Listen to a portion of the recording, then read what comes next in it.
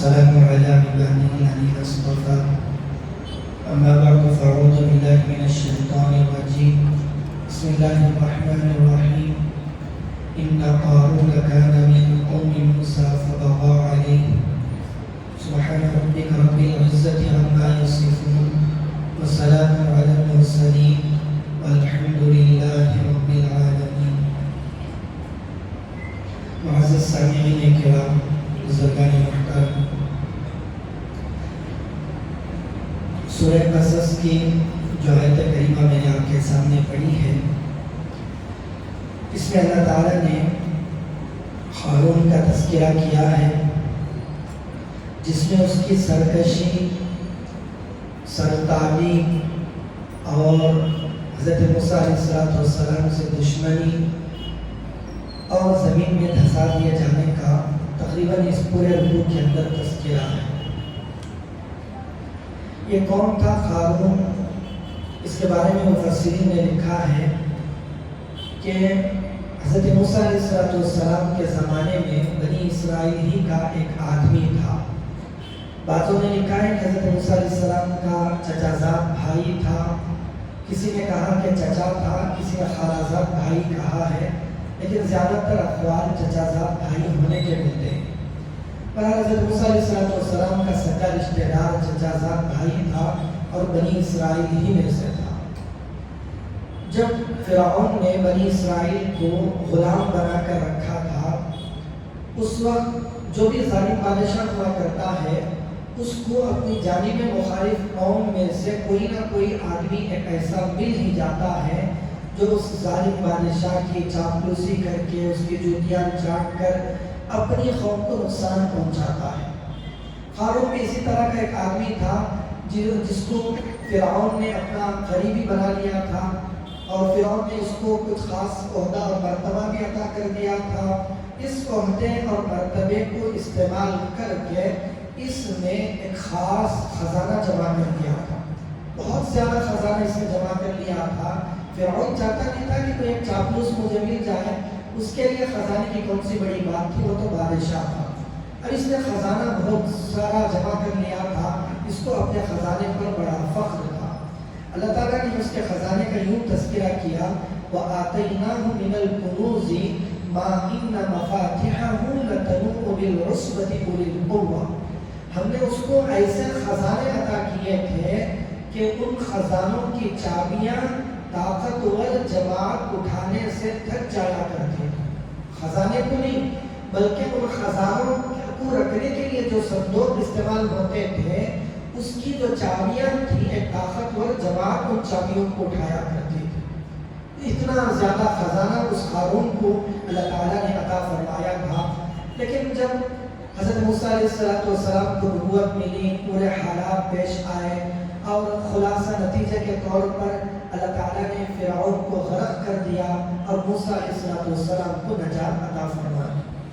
اب جب موسیٰ علیہ السلام اور بنی اسرائیل ایک طرف ہو گئے، بنی اسرائیل حضرت موسیٰ علیہ السلام کی ماتحتی میں آ گئی، فرعون غرق ہو کر ختم ہو گیا، تو اب قارون کی جو آمدنی تھی، جو عہدہ اور مرتبہ تھا، وہ ختم ہو گیا، کیونکہ فرعون کا قریبی تھا، فرعون ہی ختم ہو گیا تو اس کو کہاں مرتبہ مل سکتا ہے۔ اب یہ دھیرے دھیرے حضرت موسیٰ علیہ السلام پر جلنے لگا۔ یاد رکھیں، یہ کوئی غیر مسلم نہیں تھا، اس وقت اپنے آپ کو مسلمان کہتا تھا، اور مفسرین نے لکھا ہے کہ تورات کا بہترین حافظ تھا، قاری بھی تھا، اور بہترین انداز سے تورات پڑھا کرتا تھا۔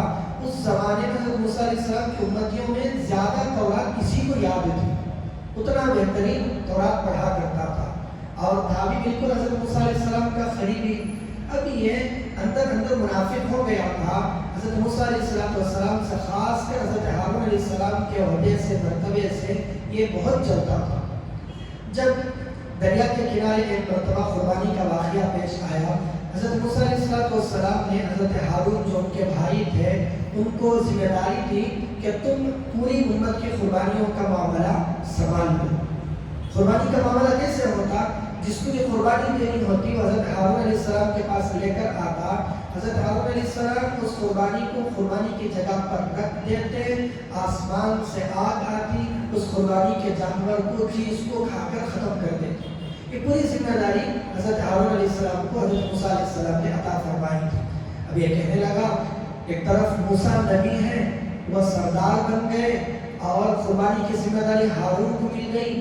میں اتنا بڑا تورات کا حافظ ہو کر, موسیٰ کا رشتہ دار ہو کر مجھے کیا ملا؟ اتنا بڑا مالدار ہو کر مجھے کیا ملا؟ جلا کرتا تھا بہت زیادہ حسد بھی کیا کرتا تھا اور لوگوں کو جمع کر کر کے حضرت موسیٰ علیہ السلام کے خلاف بھڑکایا کرتا تھا. اب یہ تکبر میں اور زیادہ آگے بڑھنے لگا. مفسرین نے لکھا ہے کہ تکبر اس نے ایک طریقہ یہ اختیار کیا کہ اور لوگوں کے جو کپڑے ہوتے تھے, جو بھی پہنتے ہو پاجامہ لنگی, ان سے کچھ زیادہ لمبا اس نے کپڑا پہننا شروع کر دیا جو زمین پر جھاڑتا پھرتا تھا. تکبر کی ایک علامت تھی, تکبر کے طور پر یہ ایسا کیا کرتا تھا. اس وقت کے لوگوں نے بھی کہا لا تفرح ان اللہ لا يحب الفرحین, اتنا زیادہ نہ اترا کیونکہ اللہ اترانے والوں کو پسند نہیں کرتا. وابتغ فیما آتاک اللہ, جو اللہ نے تجھے مال دیا ہے اس میں الدار الآخرہ, آخرت کو تلاش کر لے. اللہ نے مال دیا ہے, بہترین موقع ہے, چانس ہے, اس کے ذریعے تو آخرت کما سکتا ہے. وَلَا تَنْسَ نَصِيبَكَ مِنَ الدُّنْيَا وَأَحْسِنْ كَمَا أَحْسَنَ اللَّهُ إِلَيْكَ. تو لوگوں نے بہت سمجھایا کہ اللہ نے جیسا تجھے احسان کیا تو بھی احسان کر لوگوں پر, لیکن یہ تھا حسد کی آگ میں جلتا ہی جا رہا تھا. ایک مرتبہ حضرت موسیٰ علیہ السلام پر زکوٰۃ کے احکامات نازل ہوئے. حضرت موسیٰ علیہ السلام نے کہا کہ زکوٰۃ ادا کرو. اس سے بھی کہا کہ تیرے پاس بھی مال و دولت بہت سارا ہے, تجھے بھی زکوٰۃ ادا کرنی چاہیے. اس نے لوگوں کو جمع کر کے کہا اب تک یہ موسیٰ ہمیں اپنے احکامات سناتا تھا, اب ہمارے مال پر بھی اس کی نظر آ گئی ہے. کیا تم لوگ حضرت موسیٰ کو اپنا مال دو گے؟ بہت سارے لوگ اس کے حامی بن لیے, اس کے موافقت میں آگے اور کہا کہ ہم تو نہیں دیں گے. اس نے بھی انکار کر دیا کہ میں تو بالکل زکوٰۃ دینے والا نہیں ہوں. اور بھی 2-4 واقعات پیش آئے جس میں قارون کو ذلت کا سامنا کرنا پڑا. اس کی جو کمیٹی تھی, اس کے جو اطراف اکناف میں لوگ اس کے حامی ہو گئے تھے, ان کے ساتھ بیٹھ کر یہ پلاننگ کیا کرتا تھا موسیٰ علیہ السلام کے خلاف. ایک مرتبہ کچھ لوگوں کو جمع کر کے اس نے کہا کہ موسیٰ تو سردار بن گیا ہے اور وہ چاہتا ہے کہ ہم کو غلام بنا لے. وہ جیسے چاہتا ہے ہم کو استعمال کر لیتا ہے, جو چاہتا ہے ہمارے اوپر احکامات لاگو کر دیتا ہے. حالانکہ حضرت موسیٰ علیہ السلام کوئی حکم اپنی طرف سے نہیں کہا کرتے تھے, اللہ کی طرف سے جو بھی حکم آتا وہ حکم سنایا کرتے تھے. اب اس نے کہا کہ ہم کو غلام بنانا چاہتا ہے, میں ایک ترکیب سوچتا ہوں, تم میرا ساتھ دو گے. کہا کیا ترتیب ہے؟ کہا کہ بنی اسرائیل میں ایک بدکار عورت ہے, تم لوگ اس عورت کو راضی کر کے میرے پاس لے آؤ. لوگ گئے, اس کو لے کر آئے اور اس کو یہ سمجھایا گیا کہ میں تجھے 1000 دینار دوں گا. بعضوں نے لکھا ہے 1000 درہم اور سونے کا تشت میں تجھے دوں گا. تجھے یہ کام کرنا ہے کہ موسیٰ پر زنا کی تہمت لگا دے جب وہ اپنی قوم میں تقریر کر رہے ہوں. عورت راضی ہو گئی. حضرت موسیٰ علیہ السلام اپنے گھر میں یا کمرے میں بیٹھے ہوئے تھے. ہارون آیا, آ کر کہا کہ موسیٰ آؤ, لوگ تمہارا انتظار کر رہے ہیں, کچھ باتیں سنا دو. حضرت موسیٰ علیہ السلام آئے, اللہ کے احکامات قوم کو سنانے لگے. اس وقت جو احکامات سنا رہے تھے, جو کوئی تہمت لگائے گا اس کو کوڑے مارے جائیں گے, جو کوئی چوری کرے گا اس کو فلاں سزا دی جائے گی, جو کوئی زنا کرے گا غیر شادی شدہ ہو کر اس کو کوڑے لگیں گے, جو شادی شدہ ہوگا اس کو پتھروں سے سنسار کیا جائے گا. یہ احکامات حضرت موسیٰ علیہ السلام سنا رہے تھے. اتنے میں ہارون بھی اٹھ کر کہنے لگا اگر تم یہ غلطیاں کرو تو تم پر بھی یہ سزا لاگو ہوگی. حضرت موسیٰ علیہ السلام نے کہا ضرور ہوگی, میں کیوں کروں گا غلطی, میں تو اللہ کا نبی ہوں. تو قارون نے کہا ایک عورت ہے جو دعویٰ کرتی ہے تمہارے خلاف کہ تم نے اس عورت کے ساتھ بدکاری کی ہے. حضرت موسیٰ علیہ السلام نے کہا کہ لاؤ اس عورت کو سامنے. اس عورت نے کھڑے ہو کر کہا کہ موسیٰ نے نعوذ باللہ میرے ساتھ غلط کام کیا ہے. بعد میں حضرت موسیٰ علیہ السلام جلالی آدمی تھے, انہوں نے اللہ سے ڈرایا, اللہ کی قدرتوں کو سامنے رکھ کر اللہ سے ڈرایا. تو عورت ڈر گئی اور اس نے کہا کہ میں بجائے نبی پر تہمت لگانے کے میں پہلے سے بدکار ہوں, میرے لیے توبہ کا بہترین موقع ہے. وہ عورت توبہ کر کے حضرت موسیٰ علیہ السلام کے سامنے اس نے اقرار کر لیا کہ غلطی حضرت موسیٰ نے نہیں کی ہے، بلکہ قارون اور اس کے آدمیوں نے مجھے پیسہ دے کر آپ کے خلاف بولنے کے لیے تیار کیا تھا۔ حضرت موسیٰ علیہ السلام سجدے میں گر گئے اور اللہ کے حضور انہوں نے دعا کی اور کہا کہ اللہ اس قارون سے مجھے نجات عطا فرما۔ ایک واقعہ، اس سے پہلے ایک مرتبہ قارون جو تھا وہ تکبر میں زیادہ آگے بڑھ رہا تھا۔ اس کا تذکرہ اللہ تعالیٰ یوں کرتے ہیں، جب بھی اس سے کہا جاتا کہ تم زکوٰۃ ادا کرو تو وہ کہتا تھا انما اوتیتہ علی علم عندی، یہ مال تو میرا اپنا ہے، میں نے اپنے ہنر سے کمایا ہے، علی علم عندی، میرے اپنے علم کی وجہ سے میں نے یہ مال کمایا ہوا ہے۔ اولم یعلم ان اللہ قد اہلک من قبلہ من القرون، اللہ کہتے ہیں کاش کہ وہ جان لیتا کہ اللہ تعالیٰ نے اس کے جیسے کتنے طاقتور لوگوں کو ہلاک کر دیا ہے۔ یہ کیا چیز ہے، اس سے بڑے بڑے لوگوں کو اللہ نے ہلاک کر کے رکھ دیا ہے۔ ایک مرتبہ کا یہ واقعہ ہوا، فخرج علی قومہ فی زینتی، یہ لوگوں کے درمیان اپنی پوری زیب و زینت کے ساتھ نکلا، اپنے تخت کے ساتھ سفید خچر پر بیٹھ کر 4000 گھوڑ سوار اس کے پیچھے تھے، بہترین خوبصورت گھوڑوں کے اوپر، اور کئی سو غالباً 300 باندیاں سرخ جوڑوں میں اس کے پیچھے اس کے آس پاس تھی۔ یہ پورے لاؤ لشکر کے ساتھ اپنی پوری شان و شوکت کے ساتھ بنی اسرائیل کے درمیان سے یہ آدمی گزرنے لگا۔ تو اللہ تعالیٰ اسے نقشہ کھینچتے ہیں اس کی شان و شوکت کو دیکھ کر، جو بنی اسرائیل میں سے مسلمان تو تھے پورے، جو دنیا کی طرف مائل لوگ تھے، ان لوگوں نے کہا قال الذین یریدون الحیاۃ الدنیا یا لیت لنا مثل ما اوتی قارون انہ لذو حظ عظیم، اللہ کیا مال و دولت اللہ نے قارون کو دے رکھا ہے، کاش کہ ہمیں اتنے جیسا بھی کچھ مال و دولت تھوڑا سا مل جاتا، انہ لذو حظ عظیم، اس کو تو اللہ نے بہت بڑا حصہ عطا کیا ہے، اس کے جیسا کچھ حصہ ہمیں بھی مل جاتا۔ مفسرین نے لکھا ہے، دیکھیں یہ مومن تھے، انہوں نے یہ کہا کہ اس کے جیسا حصہ ہمیں ملتا، یہ نہیں کہا کہ اس کا ختم ہو کے مجھے مل جاتا۔ سامنے والے کی نعمت ختم ہو کر خود کو حاصل کرنے کی چاہت کرنا، اسی کو حسد کہتے ہیں۔ ان لوگوں نے حسد نہیں کی بلکہ مال کی تمنا کی تھی۔ قارون کو ختم ہونے کے لیے نہیں کہا بلکہ اس کے جیسا مال کی ان لوگوں نے تمنا کی تھی۔ لیکن ان میں سے جو پکے ایمان والے تھے انہوں نے کہا قال الذین اوتوا العلم ویلکم ثواب اللہ خیر لمن آمن وعمل صالحا، کاش تم لوگ کیوں نہیں سمجھ سکتے کہ اس مال و دولت سے بڑھ کر اللہ کے پاس جو ملنے والا ثواب اور نیکی ہے وہ اس سے بڑھ کر ہے۔